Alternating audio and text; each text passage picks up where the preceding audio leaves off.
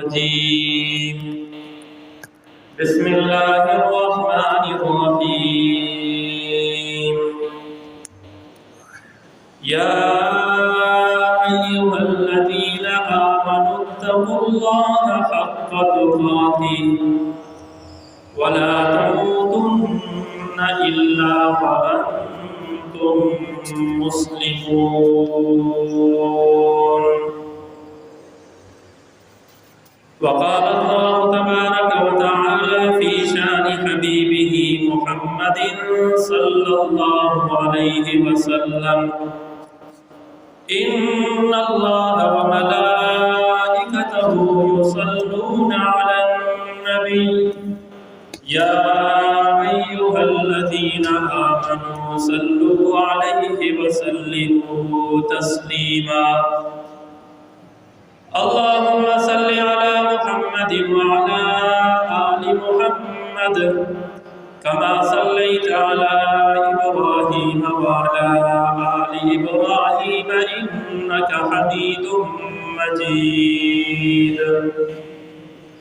اللهم بارك على محمد وعلى آل محمد كما باركت على إبراهيم وعلى آل إبراهيم إنك حميد مجيد. يا رب صل وسلم دائما أبدا على حبيبك خير الخلق كلهم.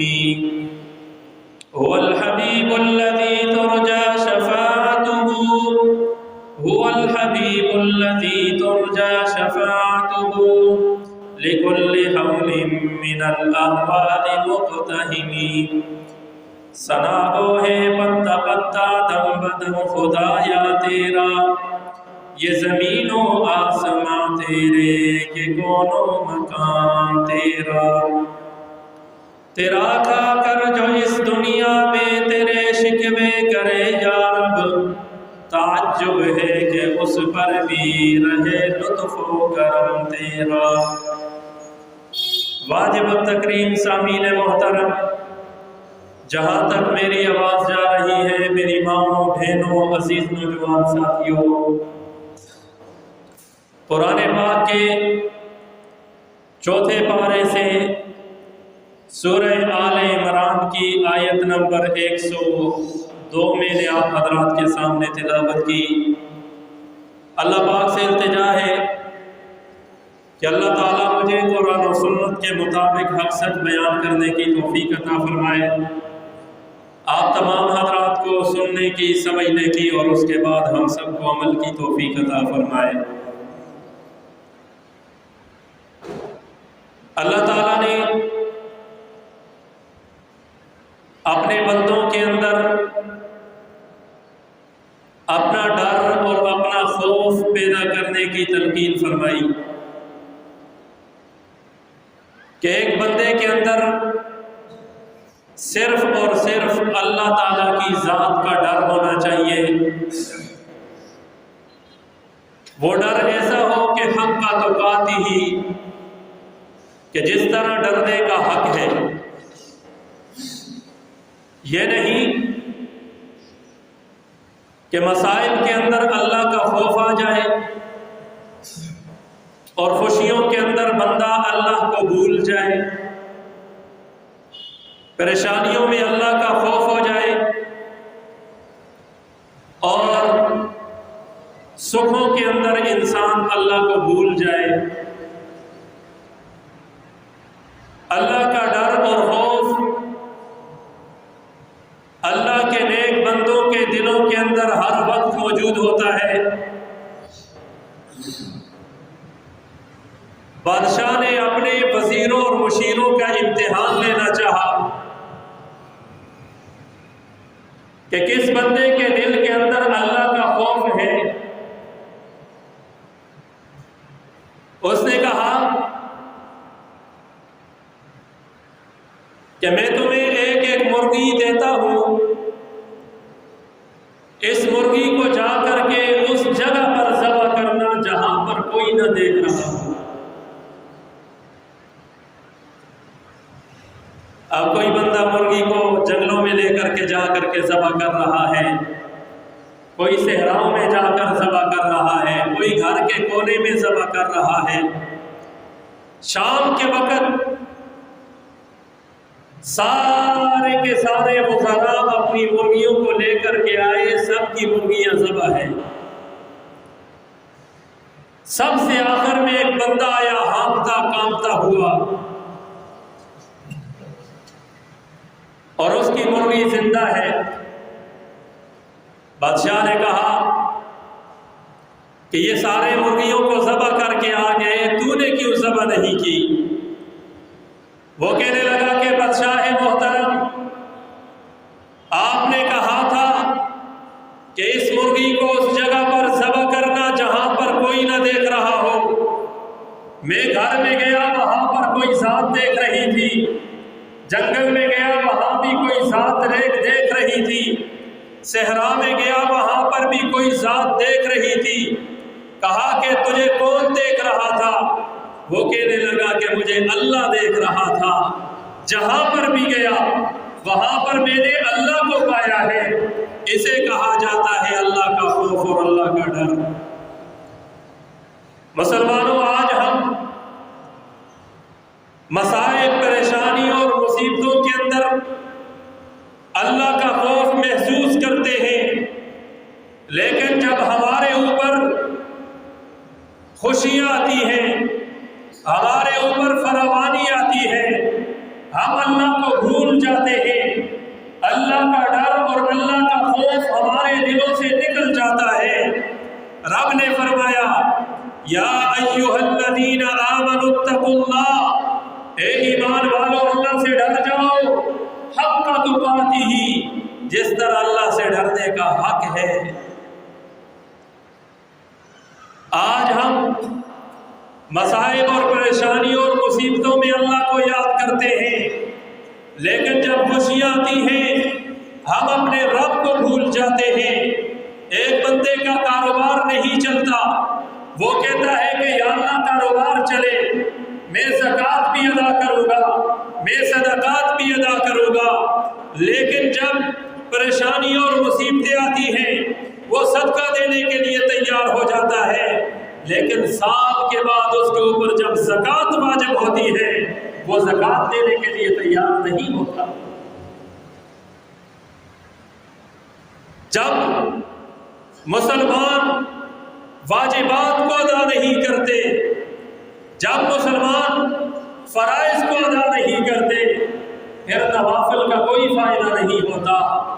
اس لیے جب کسی مسلمان کے اوپر زکوٰۃ واجب ہو جائے اسے چاہیے کہ وہ زکوٰۃ ادا کرے، جب اس کے اوپر صدقہ واجب ہو جائے اسے چاہیے کہ وہ صدقات ادا کرے۔ لیکن ہم مسلمان دلدل کے اندر جب پھنستے ہیں اس وقت ہمیں مشرکین کی طرح اللہ یاد آ جاتا ہے۔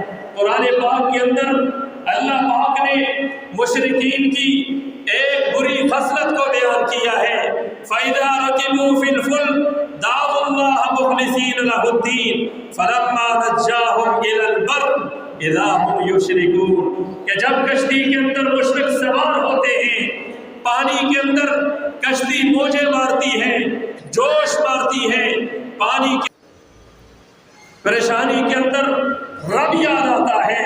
جب خشکی کی طرف انسان جاتا ہے رب کو بھول جاتا ہے۔ آج ہمارے اوپر اللہ کی طرف سے آزمائش آئی ہوئی ہے، عذاب آیا ہوا ہے، اتنا بڑا نہیں چاہیے۔ آج اتنی بڑی آزمائش مسلمانوں پر اس وجہ سے آئی ہے کہ ہم نے اللہ کی حدود کو توڑا ہوا ہے،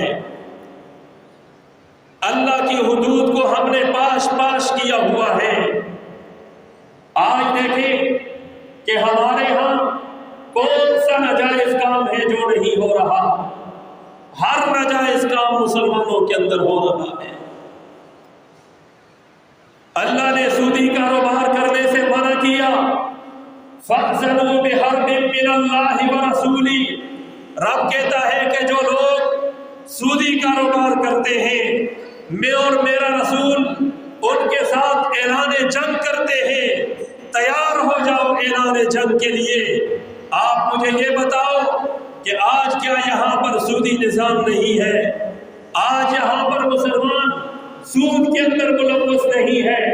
رب آسمان سے اتر کر کے نیچے تو نہیں آتا، بلکہ رب کی طرف سے یہی عذاب آتا ہے۔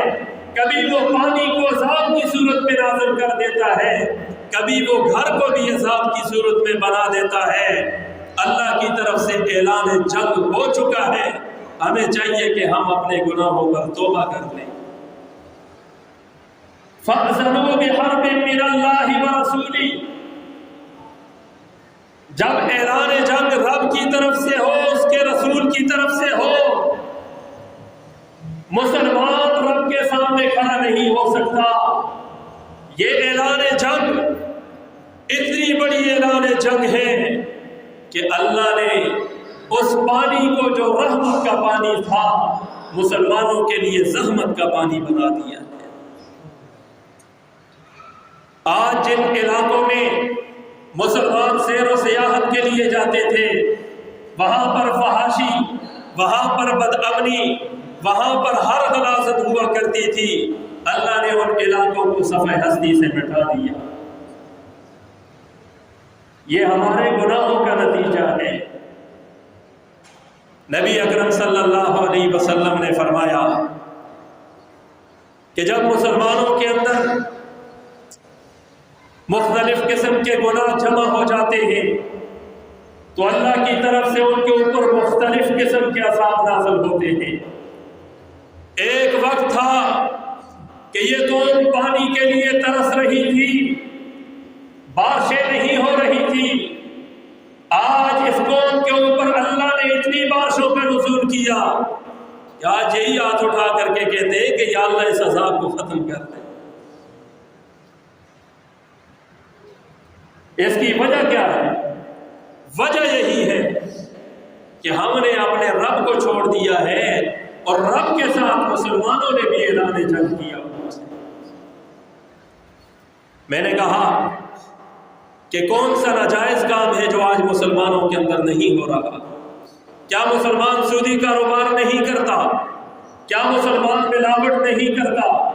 کیا مسلمان ناجائز ذخیرہ اندوزی نہیں کرتا؟ کیا مسلمان جھوٹ نہیں بولتا؟ کیا مسلمان زناکاری نہیں کرتا؟ کیا مسلمان حسد نہیں کرتا؟ کیا مسلمان بغض نہیں کرتا؟ آج مارکیٹیں بھری ہوئی ہیں، گناہوں کی دلدل کے اندر پھنسی ہوئی ہیں، کاروبار تو موجود ہے، چیزیں تو موجود ہیں، لیکن خریدار نہیں ملتا۔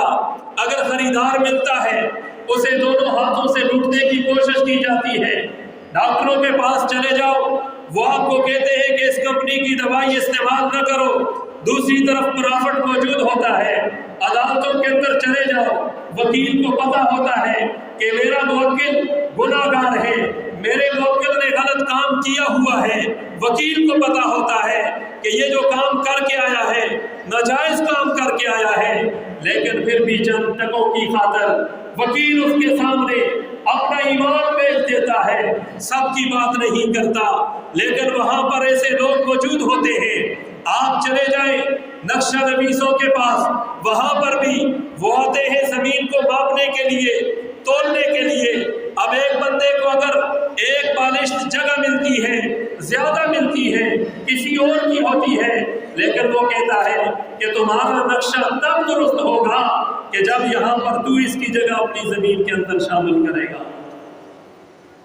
ورنہ تمہارا نقشہ درست نہیں بنتا۔ یا یہ مشورہ دے کر کے جاتا ہے ساتھ والی جگہ بھی تو قبضہ کر لے، ساتھ والی جگہ بھی خرید لے، شفا کر لے، تمہارا نقشہ اچھا بنے گا۔ چند پیسوں کی خاطر مسلمان اپنا ایمان بیچ دیتا ہے۔ آج اللہ کی طرف سے یہ بارش رحمت نہیں زحمت بن کر کے آ رہی ہے۔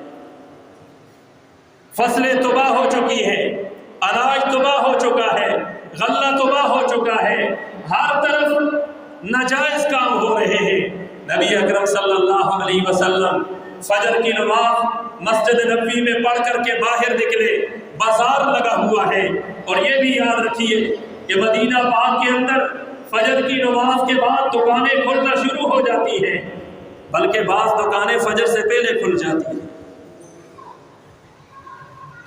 کیونکہ یہ اللہ کی طرف سے رزق کی تقسیم کا وقت ہوتا ہے۔ ہمارا کاروبار تو 11 بجے جا کر کے کھلتا ہے، رات 11 بجے جا کر کے دکانیں بند ہوتی ہیں، اور پھر آپ کہتے ہیں جی برکت نہیں ہے۔ اللہ کے بندو، اللہ کے نبی نے جو برکت کے اوقات بتائے ہیں اس وقت بندہ سویا رہے، اور بعد میں کہے کہ برکتیں نہیں۔ برکتیں کیسے ہوں کہ آج کا مسلمان نہ وقت کے اوپر دکان کھولتا ہے نہ وقت کے اوپر بند کرتا ہے،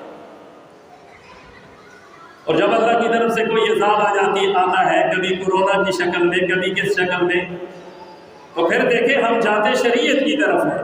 دکانیں جلدی بند کرو، کاروبار جلدی بند کرو، اور وقت کے اوپر کھولو۔ تو اس وقت ہمیں موت آتی ہے جب شریعت پر ہمیں عمل کرنا ہوتا ہے۔ تو مدینہ پاک میں فجر کی نماز کے بعد کاروبار کھل جاتا ہے۔ نبی اکرم صلی اللہ علیہ وسلم باہر نکلے، ایک بندے نے غلے کا ٹال لگایا ہوا ہے،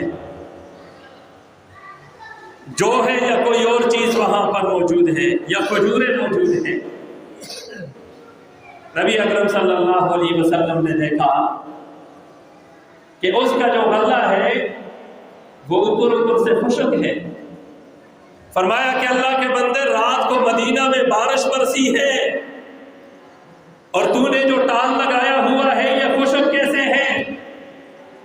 وہ کہنے لگا کہ بس یہ خشک ہے سارے کا سارا۔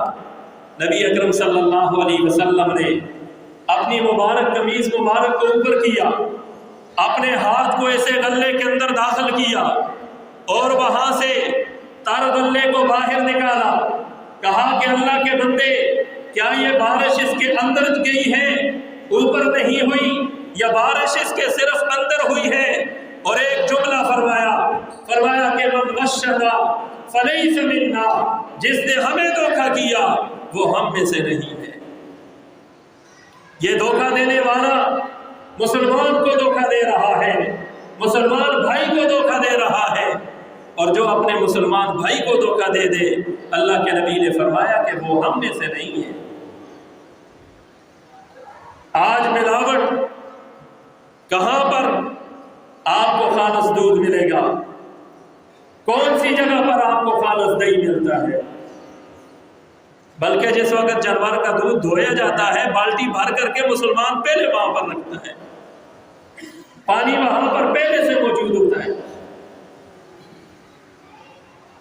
اور یاد رکھیے کہ کہیں پر بھی پورے پاکستان کے اندر آپ چکر لگائیں، آپ کو خالص دودھ کہیں نہیں ملے گا، الا ماشاءاللہ نیک لوگ ہوں گے، لیکن اکثریت کے ساتھ من غش فلیس منا، جو ملاوٹ کرتا ہے وہ ہم میں سے نہیں ہے۔ کلمہ پڑھ کر کے مسلمان ملاوٹ کرے، اور ایسا دودھ کہ جو کمپنیاں ہیں چیک کرنے والی، انہوں نے چیک کیا، کراچی کے اندر کئی ٹن دودھ ضائع کیا گیا، کئی من دودھ ضائع کیا گیا، اور انہوں نے تحقیق کی کہ اس دودھ کے اندر پاؤڈر ہے، بلکہ دودھ ہی نہیں ہے، یہ پاؤڈر ہے، اور اس کی وجہ سے لاتعداد اموات ہو چکی ہیں، اور یہ کینسر کا سب سے بڑا سبب ہے کہ آج مسلمانوں کے اندر کینسر جیسی وبائی مرض پھیل چکی ہے۔ کسی کے سہاگ کو قتل کر دینا، یہ تو ایک قسم کا قتل ہے کہ بچوں کو قتل کیا جا رہا ہے اس دودھ کی وجہ سے، بڑوں کو قتل کیا جا رہا ہے، اولاد سے باپ کا سایہ چھینا جا رہا ہے، بیوی سے اس کا سہاگ چھینا جا رہا ہے۔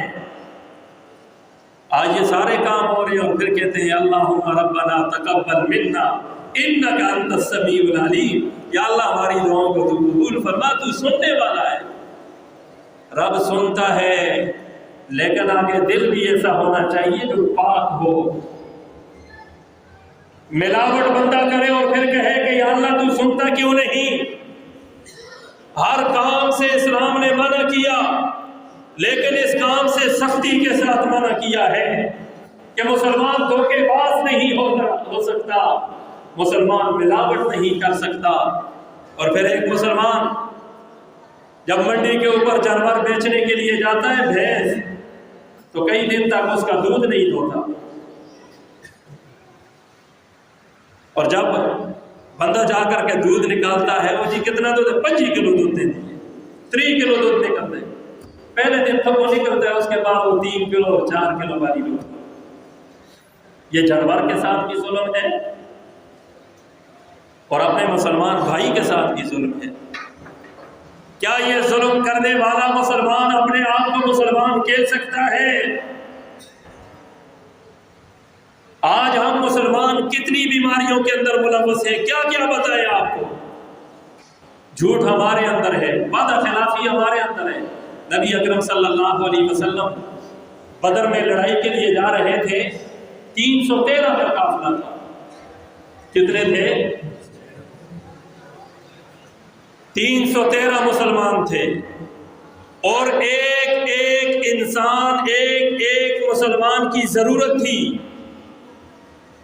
اور دوسری طرف کافروں کا اتنا بڑا لشکر کہ 1000 کا مقابلہ، اور ادھر 313۔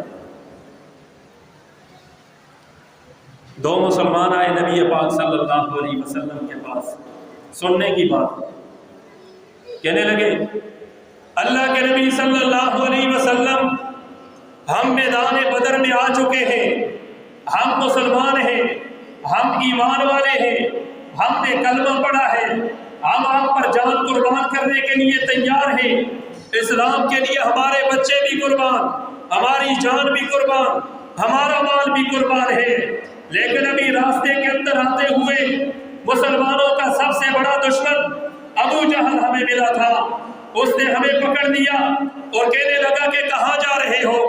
ہم نے کہا کہ ہم بدر کی طرف جا رہے ہیں۔ اس نے کہا کہ اچھا، تلوار نکالی، کہنے لگا کہ تمہارا کام تو ابھی میں ختم کرتا ہوں، تمہیں میں قتل کروں گا، تم وہاں پر جا کر کے مسلمانوں کے ساتھ مل کر کے ہم سے لڑائی کرو گے۔ تلوار نکالی، اللہ کے نبی اس نے کہا کہ ایک وجہ سے چھوڑتا ہوں کہ تم مسلمانوں کی طرف سے لڑائی نہیں کرو گے۔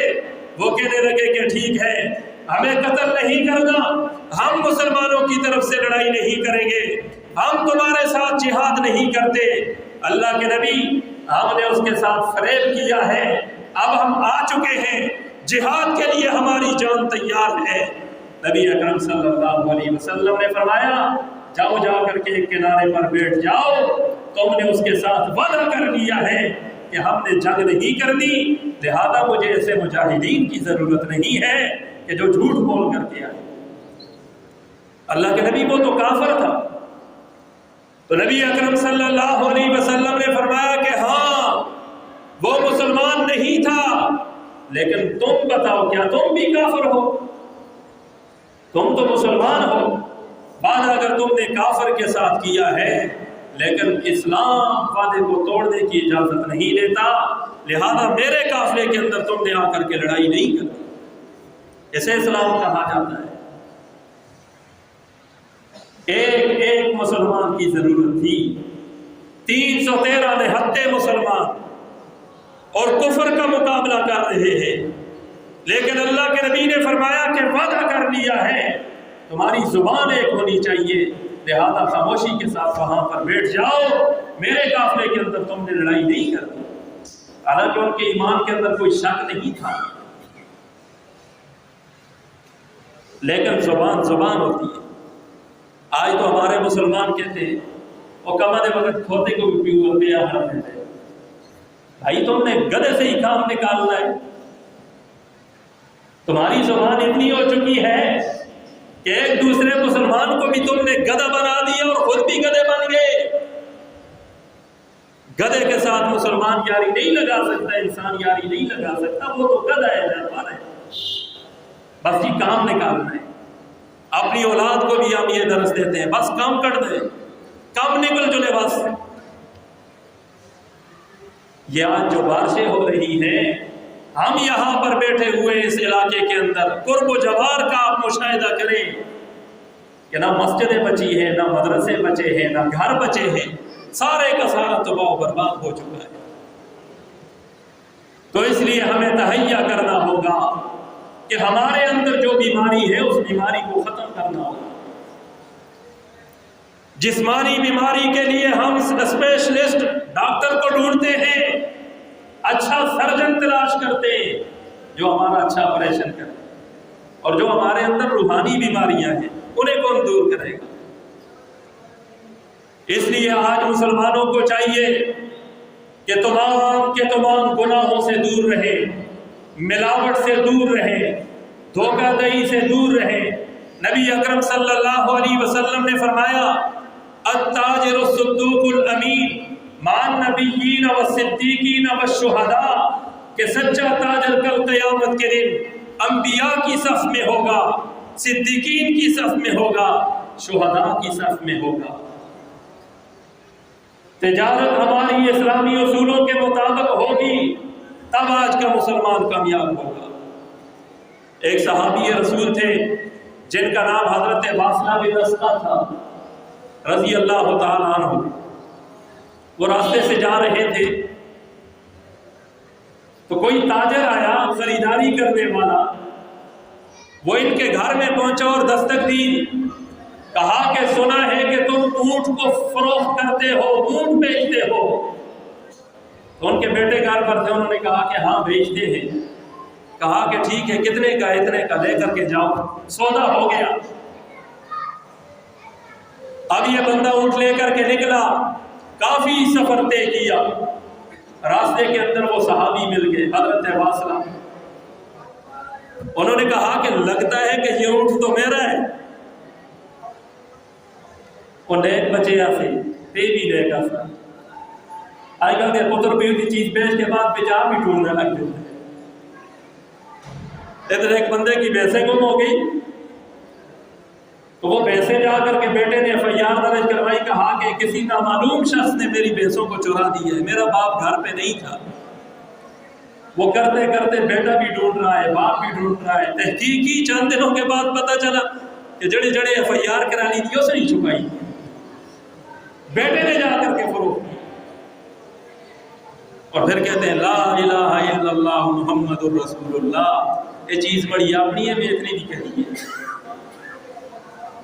فرمایا کہ جو بندہ قسمیں اٹھا کر کے اپنی چیز کو فروخت کرتا ہے، نبی اکرم صلی اللہ علیہ وسلم نے فرمایا کہ وہ ہم میں سے نہیں ہے۔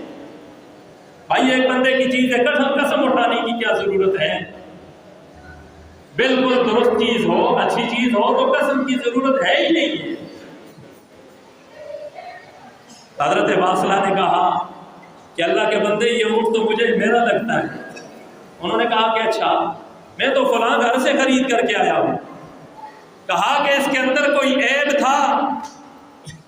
کیا میرے بیٹے نے تمہیں عیب بتایا ہے؟ اور مجھے یہ بتا کہ یہ قربانی کے لیے لے کر کے جا رہا ہے، ذبح کرنے کے لیے لے کر کے جا رہا ہے، یا سواری کے لیے لے کر کے جا رہا ہے؟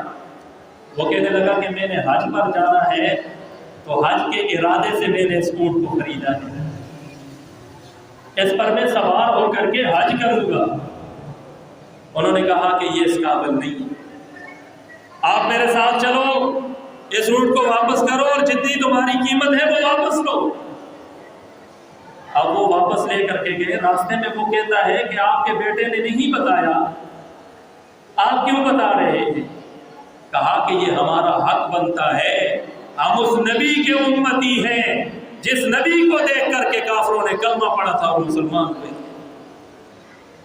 ہماری تربیت اللہ کے نبی نے کی ہے۔ گھر میں گئے اور جا کر کے وہ پیسے رقم واپس کی اور اونٹ رکھا، بیٹے کی سرزنش کی۔ بیٹے نے کہا کہ مجھے تو یاد ہی نہیں رہا۔ کہا کہ تو نے پوچھنا تھا اس سے کہ کس کام کے لیے لے کر کے جا رہا ہے۔ مسلمان یہ ہوا کرتے تھے، فضائے بدر پیدا کر فرشتے تیری نصرت کو اتر سکتے ہیں گردوں سے، کتار اندر کتار آتی۔ ہمیں ان جیسا ایمان پیدا کرنا ہوگا، تب ہم جا کر کے کامیاب اور کامران ہوں گے۔ مسلمانوں، آج اگر ہم یہ سمجھتے ہیں کہ ہم پرسکون زندگی بسر کر رہے ہیں، اپنے اطراف میں دیکھیے، بلوچستان سارا ڈوب چکا ہے، سوات سارا ڈوب چکا ہے، اور ادھر چلتے ہوئے پنجاب ڈوب چکا ہے، آپ کے قریب تک یہ پانی پہنچ چکا ہے۔ یہ نازل کہاں سے ہوا؟ وہی پانی ہے جس وقت ہم مانگ رہے تھے، نازل نہیں ہوا۔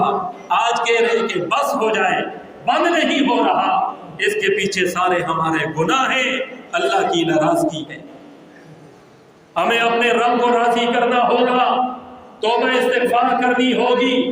آج نہ ان معصوم بچوں کو کھانے کے لیے کچھ ملتا ہے، نہ رہنے کے لیے مکان مل رہا ہے، نہ رہنے کے لیے زمین مل رہی ہے، چاروں طرف پانی پھیلا ہوا ہے۔ مسلمان پریشان کن زندگی بسر کر رہے ہیں۔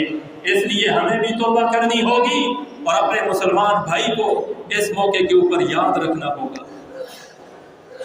2005 ہمیں نہیں بھولا، ہمارے اوپر یہ گزری تھی کہ پنجاب اور پورے پاکستان کے لوگوں نے ہمارے اس علاقے کا رخ کیا تھا، یہاں پر پہنچے تھے،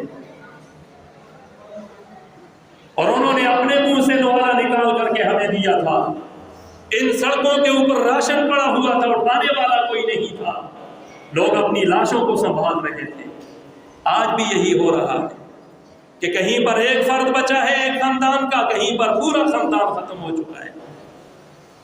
پریشان کن زندگی بسر کر رہے ہیں۔ اس لیے جہاں تک ہو سکے مسلمانوں اپنی طرف سے آپ اپنا مالی تعاون کریں، آپ لباس، کپڑے، جو بھی ضروریات خورد و نوش کی چیزیں ہیں ان کے لیے بھیجیں۔ اصل انسانیت یہی ہے۔ تو ہمارے لاتعداد ساتھیوں نے تعاون کیا۔ اس وقت انصار الاسلام کے ساتھی اور خیر الامہ کے ساتھی وہاں پر موجود ہیں۔ یہاں منصرہ کے کافی لوگ وہاں پر جا چکے ہیں سامان لے کر کے۔ ان کے ساتھ بھرپور تعاون کرنا یہ ہمارا اخلاقی، ہمارا ایمانی فریضہ بنتا ہے۔ اللہ تعالی ہمیں اس آزمائش سے محفوظ رکھے، اور جہاں پر یہ کیفیت ہے سیلاب کی، اللہ تعالیٰ وہاں کی مسلمانوں کی حفاظت فرمائے، اور اس پانی کو اللہ تعالیٰ ختم فرمائے۔ اس بارش کو ہمارے لیے اللہ تعالیٰ رحمت بنائے، زحمت نہ بنائے۔ اللہ تعالیٰ ہمیں گناہوں پر معافی مانگنے کی توفیق عطا فرمائے۔ جاتے ہوئے یہاں پر غیر ساتھی کھڑے ہوں گے، آپ اپنی طرف سے اور مائیں اور بہنیں جو سن رہی ہیں بھرپور تعاون کریں۔ اللہ تعالیٰ اس آزمائش میں جتنے بھی مسلمان پریشان کن زندگی بسر کر رہے ہیں، اللہ تعالیٰ سب کو اس پریشانی سے دور فرمائے۔ استغفر اللہ ربی من کل ذنب و اتوب الیہ۔